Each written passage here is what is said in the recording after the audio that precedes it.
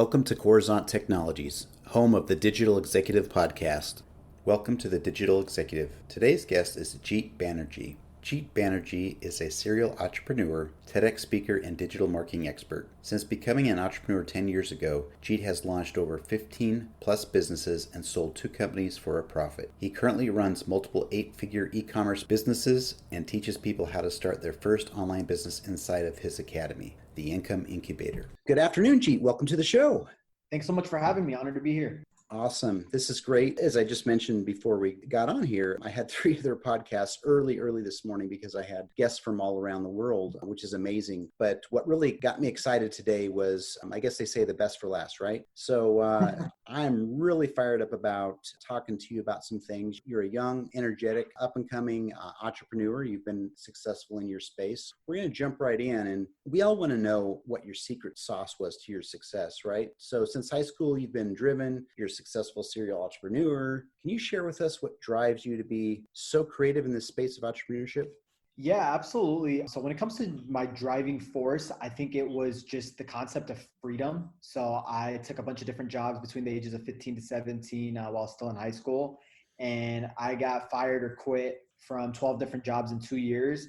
And keep in mind, this was me working, anywhere from like 15 to 20 hours a week. So there was definitely something wrong there. And initially I thought, there was something, I had some sort of like disease or something, and I had to go on Google and so-called type my symptoms in. And quickly I found out that it was I related a lot with this concept of becoming an entrepreneur. And so really, I think my secret or my biggest key to being successful, which I don't think is really a secret, is just I've been always very, very impatient. So instead of being the person who's waiting for the perfect opportunity to jump into something, or instead of trying to wait till I was old enough or had enough money or enough experience, I read about being an entrepreneur. And then the next day I said, okay, I'm an entrepreneur now. Let me start my first business. And that's kind of really the way that I've done everything that I've done so far. I'm a big believer of, there's no perfect moment to start. So I might as well just get started now. So I kind of just like to jump out the plane and build the parachute on the way down. And I think that's really attributed to my success and just being able to get started young and just put myself out on the fire and learn as I go.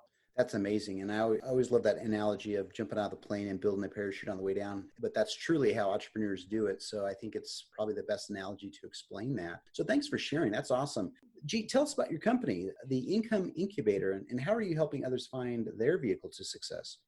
Yeah, absolutely. So the Income Incubator was actually one of these businesses that kind of just fell on my lap as I kind of started to get some success. And after I kind of sold my second company, I had a lot of people that were reaching out that had similar goals and ambitions as myself. And they kind of wanted to know, they wanted me to kind of teach them step by step how I did it all. So initially the first reaction was I was very hesitant, and I was like, there's no way I'm teaching anything that I know. Like, this is my secret. I'm holding it close to my chest and not letting anybody know. And then I finally decided to help the first person, and the feeling of fulfillment and purpose that I got from that was way better than any payday or anything else that I'd ever done. And I became extremely passionate about it. And even today, that business is like a hobby and passion business, because I just love giving back and being able to change people's lives and show them something that they haven't seen before. But that's how it really originated. And then initially I was really trading hours for dollars. So, people would message me or hit me up or whatever it is, asking for whether it's mentorship or consultancy. And I would kind of teach them step by step. And, I would trade all these hours. And I quickly realized, wait a minute, there's a better way to do this. People are asking the same questions, and I'm kind of teaching the same concepts over and over again. Why don't I try to build some sort of online academy where I can put all this material together,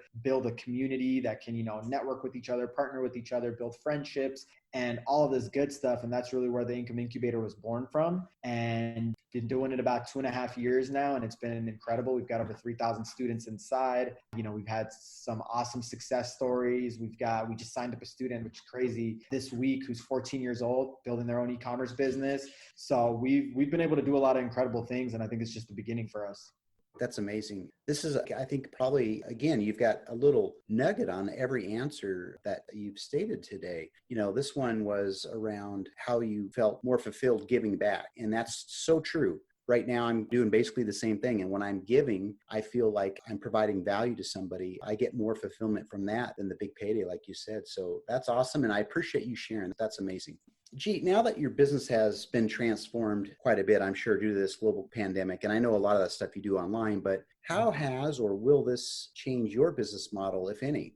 Yeah, absolutely. I think this was like a big reminder for a lot of people, including myself, to never stay comfortable. And I was kind of getting to a point where I was getting real comfortable and so used to the way things were. And then boom, we got hit with the whole pandemic, COVID-19 situation, all that. It was kind of like a jolt of a reminder, reminding me that, hey, you always got to stay on your toes and you always got to be ready to adapt when things change because things will change. And one of my favorite quotes is actually from Darwin, where he says, it's not the strongest or the smartest that survive, it's those that are the most adaptable. And so I think as any entrepreneur will probably tell you, adaptability is huge and key. And really, even though we were kind of already in this frame of mind for some years now, I do a lot of e-commerce. If anything that, this pandemic taught me is that in the matter of moments, things can always change in your business. And you just need to always be ready and keep an open mind and be willing to shift and adapt to what may come your way. And, for us, we fortunately didn't have to shift too much because we already were building these online businesses. And for us, it was, it actually, our online business catapulted, like our e-commerce stores actually catapulted due to more money being spent online and stuff like that. So we actually had to adapt in a very different way, which is building out more infrastructure, obtaining more resources, and really scaling our team out to the biggest it's ever been. So that's kind of how we dealt with it.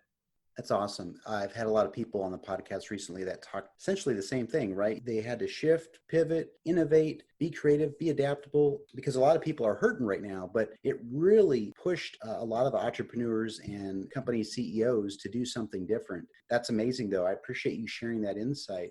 The biggest question of the day, and it may not seem that way, but our audience enjoys to kind of get the insight, right? Maybe you can share like a little nugget from your entrepreneur experience that would be helpful for those looking to jump into entrepreneurship. Yeah, absolutely. I think the biggest nugget that I can really share with people, and I'll kind of tell a story about it, is how to deal with failure. And so when I got started as an entrepreneur, like kind of I was telling you earlier, when I first started my business, I was 17 years old, still in high school. I had a baby face. So even though I was 17, I probably looked like I was 13. And so I remember the first business concept that I came into that I wanted to start was making websites and doing marketing for other businesses. So I dialed and dialed and dialed and dialed, probably went over like 100 dials before I finally got one person that was like, hey, I run a real estate company, come by my office next week.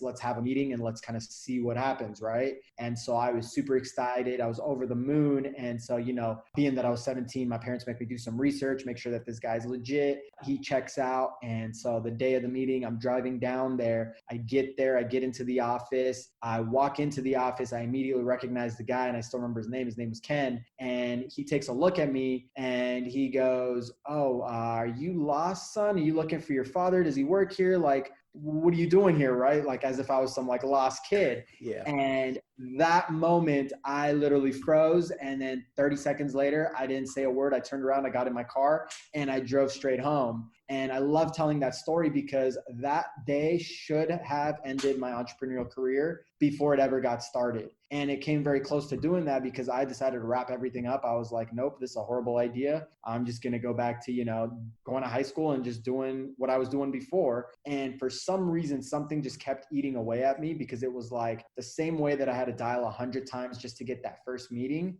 Maybe I needed to get in there and get 100 meetings before that first client would close. And I really felt like I gave up on myself too early. And I've always been very competitive and I just always want to win. And so something kept gnawing at me. And then eventually I was like, man, I got to go back and do this thing. And thankfully I did because it was one of the best decisions I made. I was able to grow that company to, 20 plus employees while still in high school and like the first year of college. We did a lot of great things with it. So the best piece of advice that I could tell any entrepreneur is that like, if you're not failing the first time around, you're probably doing something wrong anyways. So take that failure, but don't let it stop you. And like, I've always treated failure from that day forward as an event, not as something that defines me. And I guess the most powerful way to put it is if I do something on Monday and it doesn't work at 10 a.m., I got two options. I can dust my shoulders off the ground, get up and say, you know what, I'm going to take my lessons and I'm going to apply it a new way. And if I do that, failure is an event. It's just something that happened at 10 a.m. But if failure hits me and I decide to stay on the ground and I tap out and I say I'm done,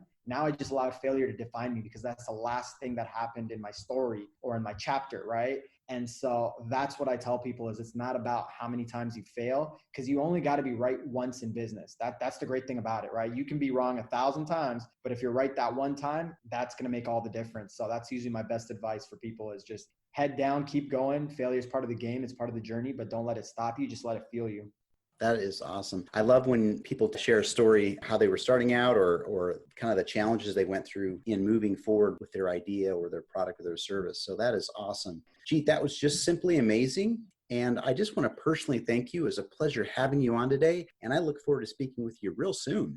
Absolutely. Thank you so much for having me as well. It was my pleasure. Bye for now.